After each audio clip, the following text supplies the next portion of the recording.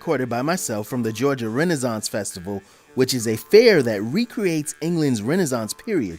The time period of this festival is set in 16th century England during the reign of King Henry VIII.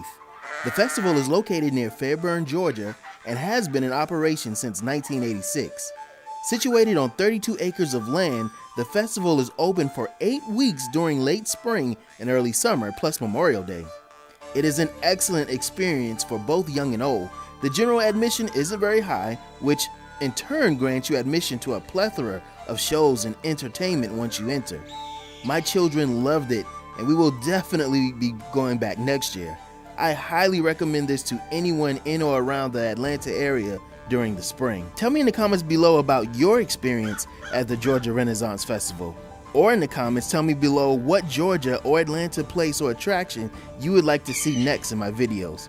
Thank you so much for your time. If you enjoyed what you heard and saw today, please subscribe, click the bell, and hit the like button because it really helps the channel. Thank you for your time. I am John Armstrong Media, and I approve this message.